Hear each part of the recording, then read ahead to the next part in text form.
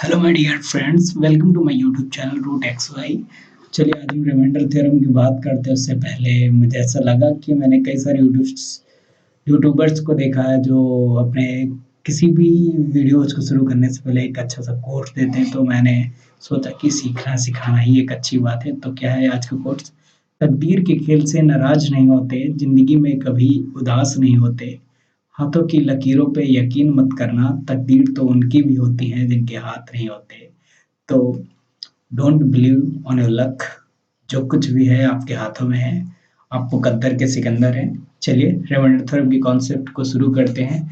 सबसे पहले हमें मालूम होना चाहिए कि रिमाइंडर थ्योरम हम क्यों यूज करने जा रहे हैं। सबसे पहले मैं कुछ चीज़ें बताना चाहूँगा कि मोस्टली वी नो दैट कि रिमाइंडर कब आता है। कि जैसे कि मान लीजिए कि हम कोई नंबर है हमारे पास 3 और यहाँ पर है हमारे पास 25, तो हम क्या करते हैं 3 8 जा 24, ये क्या होता है हमारा रिमाइंडर। तो ये रिमाइंडर है। इसी तरीके से हम रिमाइंडर, क्योंकि यहाँ पर इतना आसान क्वेश्चन तो आएगा नहीं। यहाँ पर क्वेश्चन किस तरीके से आते हैं कि 2 की पावर 25 डिवाइड बाई 3, 3 की पावर 45 डिवाइड बाई 7। ये तो थोड़े से काफ़ी आसान है, इससे भी टफेस्ट क्वेश्चन आते हैं। इन सभी क्वेश्चन को सॉल्व करने से पहले हमें कुछ चीज़ें मालूम होनी चाहिए, उनको हम जानने की कोशिश करते हैं। जैसे कि रिमाइंडर थ्योरम में सबसे पहले आपको मालूम होना चाहिए positive reminder and the negative reminder.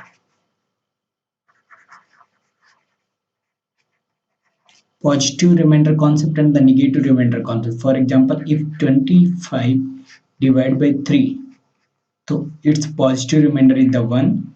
This is the positive.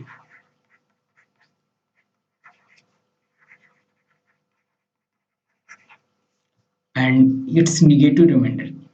It's negative number कि अभी हमने यहाँ पे 24 किया था। यदि हम इसे 3 9 जगह करते थे, यहाँ पर कितना हो जाता 27, तो हमारा क्या था -2। तो इसका नेगेटिव रिमाइंडर क्या होगा -2। आप इनडायरेक्टली ऐसे भी समझ सकते हैं 1 - 3 = 2, तो नेगेटिव। तो हमारे पास क्या है कि हमें सबसे पहले ये जानना होगा कि पॉजिटिव रिमाइंडर क्या होता है, नेगेटिव रिमाइंडर क्या होता है। पॉजिटिव रिमाइंडर हमने जाना और नेगेटिव रिमाइंडर जाना। चलिए अब छोटे छोटे क्वेश्चन से कुछ चीज़ें शुरू करते हैं और इसके अलावा कुछ कॉन्सेप्ट भी डिस्कस करते हैं। फॉर एग्जाम्पल कि हमारे पास अभी क्या है कि हमारे यदि हम कभी फॉर एग्जाम्पल हमारे पास नंबर है a⁴ डिवाइड बाई c, हमें रिमाइंडर फाइंड आउट करना है। या इस तरीके से क्वेश्चन आते हैं a plus B plus C divide by D, या a into B into C divide by D. तो हमें रिमाइंडर फाइंड आउट करना है। तो हम क्या करेंगे कि जिस तरीके से ये क्वेश्चन है, हम क्या करेंगे कि ऑलवेज बी जो है रिमाइंडर क्या होता है, रिमाइंडर हमेशा उस जो गिवन नंबर होता है उससे छोटा होता है। इस बात को आप मानते हैं ना। जैसे कि 4 है तो 4 के रिमाइंडर क्या हो सकते हैं, 0 हो सकता है, 1 हो सकता है, 2 हो सकता है, 3 हो सकता है। और इसी तरीके से किसी भी चीज़ का रिमाइंडर तो हमें उसे मिनिमाइज फॉर्म में, जब भी आपको e⁻c/y का रिमाइंडर चाहिए तो आप सबसे पहले इन दोनों को रिमाइंडर के लिए सॉल्व करो।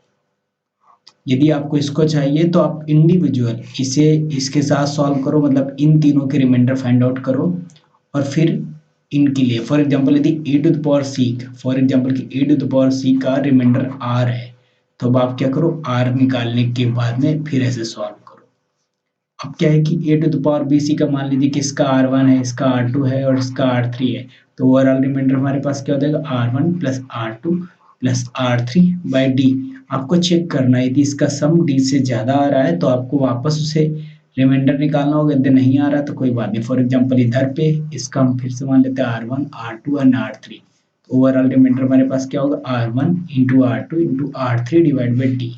यदि इन तीनों का मल्टीप्लिकेशन जो है, वो यदि मल्टीप्लिकेशन का जो रिजल्ट है अगेन वो डी से ज़्यादा आ जाता है, तो हमें क्या करना पड़ेगा कि हमें करना पड़ेगा क्या, हमें वापस उसका रिमाइंडर निकालना पड़ेगा। चलिए कुछ छोटे छोटे से क्वेश्चन लेते हैं इन्हीं क्वेश्चंस को बताने के लिए। जैसे 4⁻30 डिवाइड बाई 17।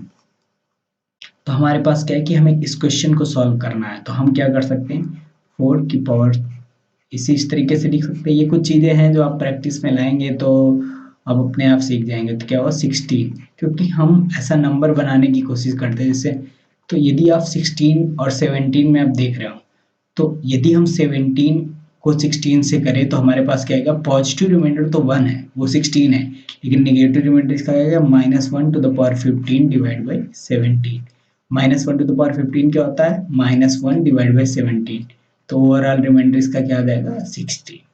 इसी तरीके से हमारे पास एक और क्वेश्चन है, क्या है क्वेश्चन की 5 to the power 82 divide by 9।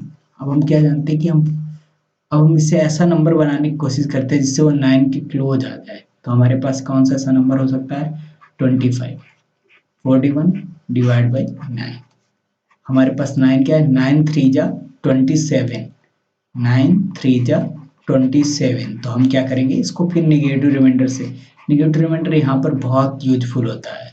और हमारे पास क्या है 9। अब हमारे पास क्या है कि माइनस, आप क्योंकि आप जानते हैं कि यदि माइनस की पावर ऑड है तो माइनस बाहर आ जाएगा, तो 2 की पावर 41 डिवाइड बाई 9। तो अब आपको हमें करना क्या है कि अब इसे हमें फर्दर सॉल्व करना है। तो अब आप जानते हैं कि यदि हम 2 और 9 को क्लोज लाएं तो हमें क्या बनाना पड़ेगा, यदि 8 बन जाए तो हम इसे 8 बनाने की कोशिश करते हैं, तो 2 की पावर 3 और हमारे पास क्या आ जाएगा,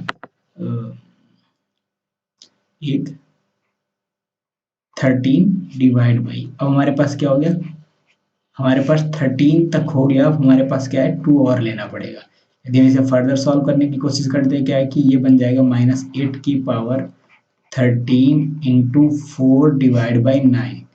अब यदि आप इसे सॉल्व करेंगे तो आपको मिलेगा फिर से -1 रिमाइंडर, तो -1 की power 13 divide by 4 divide by 9। तो मतलब क्या होगा कि 1 इंटू 4 डिवाइड, क्योंकि माइनस माइनस प्लस हो गया, तो ओवरऑल रिमाइंडर हमारे पास क्या आ गया, ये आ गया। इसी तरीके से हम और भी क्वेश्चंस को कर सकते हैं, जैसे कि मेरे पास कुछ क्वेश्चंस है, जैसे हमारे पास एक क्वेश्चन है 2 की पावर 50 डिवाइड बाई 7। तो आप इसे कैसे करेंगे कि आप देखिए कि 7 के क्लोज क्या आ रहा है, 2 की पावर 3, क्योंकि 8 बना रहा है, तो क्या हो जाएगा 16 3 जा 48। हमारे पास 2 की पावर में ये बचा 7, हमारे पास क्या बना 8 to the power 16 into 4 divide by 7। तो अब हमारे पास क्या है, इसको आप इस पे करेंगे तो 1 की पावर 16 इंटू 4 डिवाइड बाई 7। 1 की पावर 16 1 होगा, तो 1 इंटू 4 बराबर 4 डिवाइड बाई 7, तो ओवरऑल रिमाइंडर कितना आ जाएगा, 4। अब इसी तरीके से और भी हमारे पास क्वेश्चन है जिन्हें मैंने ले रखा है, जैसे फॉर एग्जांपल हमारे पास एक क्वेश्चन है कि 4 to the power 30 divide by 17। जब इस तरीके के क्वेश्चन को हम जानते हैं कि 17 के क्लोज करने के लिए हम क्या कर सकते हैं, 4 स्क्वायर इंटू 15 डिवाइड बाई 17। तो क्या हो जाएगा 16 to the power 15 divide by 17। यदि आप इसे और इस पे देखें तो रिमाइंडर फिर हम माइनस वाला लेने की कोशिश करते हैं, और इधर आ गया हमारा क्या, -1 to the power 17 equal to 16। चलिए एक क्वेश्चन और लेते हैं, जैसे इस तरीके से 1 1 2 1 1 3 डिवाइड बाई 11। मैंने क्या कहा था, आप इसका और इसका रिमाइंडर निकालो तो कितना आया 1, इसका और इसका रिमाइंडर निकालो तो आया 2, इसका इसका रिमाइंडर निकालो तो 3 आया, तो क्या हो 6 डिवाइड बाई 11। तो ओवरऑल रिमाइंडर क्या हुआ, 6 हुआ। लेकिन हो सकता है कि मान लीजिए कि आपके इस पे होता 1 1 1 1 2 1 1 3 1 1 4। तो अब आपका यदि 11 से होता तो क्या होता, 1 इंटू 3 इंटू 4 डिवाइड बाई 11, तो कितना आ जाता है आपका 24 बाई 11। तो अब आपके पास क्या आता है 2। तो इसीलिए मैंने बताया था कि आप मल्टीप्लाई करके देखेंगे तो रिमाइंडर हमेशा उस गिवन नंबर से छोटा होता है। चलिए कुछ क्वेश्चन मैंने लिख भी रखे हैं, उन्हें हम सॉल्व करने की कोशिश करते हैं। जैसे हमारे पास एक क्वेश्चन है, काफी अच्छा question, factorial 1 factorial 2 factorial 3 plus factorial 99 plus factorial 100 को डिवाइड बाई 17 करना है। तो हमारे पास इस तरीके के क्वेश्चन को हम सॉल्व करने के लिए सबसे पहले क्या है कि फैक्टोरियल 1 फैक्टोरियल 2 फैक्टर, इस तरीके से भी हम फैक्टोरियल को लिखते हैं। जरूरी नहीं कि एक्सक्लेमेशन मार्क के देखिए फैक्टोरियल को बाद में ही मेंशन किया जाए, जैसे यहाँ पर इस तरीके से लिखा है। अब हमारे पास क्या है कि ये factorial 3 factorial 4 plus factorial 99 plus factorial 100 divide by 17 है। तो हम क्या जानते हैं कि अब हम इसे एक चीज जानते होंगे कि 7। तो हमारे पास क्या है कि यदि आप ऐसे देखें तो हमारे पास क्या है कि यहाँ पर 4, हमारे पास क्या आएगा यदि इधर में और इसको इसको ऐसे यदि बोले तो factorial 1 factorial 2 factorial 3 factorial 4 factorial 5 factorial 6, factorial 7, इसके बाद लिखो। तो अब आप क्या देख रहे हो कि यदि 7 वाला जो है इसमें तो 7 ऑलरेडी है, क्योंकि जब फैक्टोरियल का मतलब क्या होता है, यदि आप फैक्टोरियल को खोलोगे 7 का तो क्या बनेगा 7 इंटू 6 इंटू 5, इस तरीके से बनेगा। तो इसमें 7 ऑलरेडी है, तो इसको और इससे करेंगे तो इसका रिमाइंडर यहाँ पर 0 बनेगा। तो इसके आगे जितने भी टर्म्स होंगे उनमें क्या होगा 7 इंक्लूडेड होगा। जैसे अब इसके आगे फैक्टोरियल 8 होगा तो उसमें क्या होगा 8 इंटू 7 फैक्टोरियल 9 होगा। इसी तरीके से 7 सब में इंक्लूड होगा। तो हमारे लिए टर्म्स कौन सी इंपॉर्टेंट रहेगा, सिर्फ ये। तो हम इन्हें कैसे सॉल्व कर सकते हैं, 1 2, इसकी वैल्यू हो गई 6, इसकी वैल्यू हो गई 24 और इसकी वैल्यू हमारे पास कितनी होगी 120 और इसकी वैल्यू हमारे पास होगी 720। अब आप इसे ना इंडिविजुअल सॉल्व कर सकते हो। जैसे इसे और इसे करोगे तो आपका 0 बन जाता है डायरेक्ट, तो आपको कोई ज़रूरत नहीं है इसे। आप यदि इसे करोगे तो आपके पास आ जाता है 3 आ जाता है। यदि आप इसे करोगे इसमें क्या हो 5, इसमें आपका 1 आ जाता है, इसमें आप करोगे तो इसमें आपका 6 आ जाता है। तो आपके पास कितना 6 1 7 3 10 2 12, 12 डिवाइड बाय 7, तो ओवरऑल रिमाइंडर आपका क्या आ जाता है 5 आ जाता है।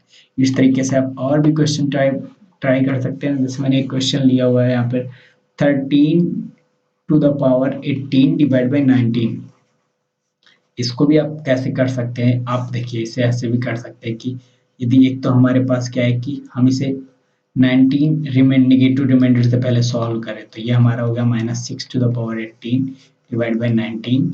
तो अब हम इसे फर्दर सॉल्व करेंगे तो क्या है कि माइनस की पावर इवन है तो ये क्या हो जाएगा पॉजिटिव हो जाएगा और हमारे पास क्या बचा 19।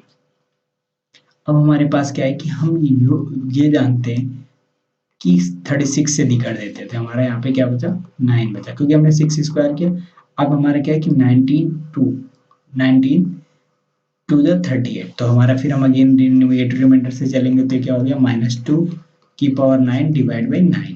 अब हमारे पास क्या है, यदि हम आप देखें तो हम इसे काफ़ी छोटा और भी करने की कोशिश कर रहे हैं। जैसे कि 2 की पावर 9 है तो हम इसे क्या कर सकते हैं 2 to the 4 to the 8 to the 16 तक हम कर लेते हैं। जैसे कि हमारे पास क्या है, यदि आप चाहें तो इसे डायरेक्ट भी कर सकते हैं। जैसे कि हमारे पास क्या है कि हमने इसे क्या किया ये हमारे पास -2 माइनस कॉमन बाहर गया और हमने इसे बनाने की कोशिश की 2 की पावर 4 और इधर हमने क्या किया 2 और इधर हमने क्या किया 2।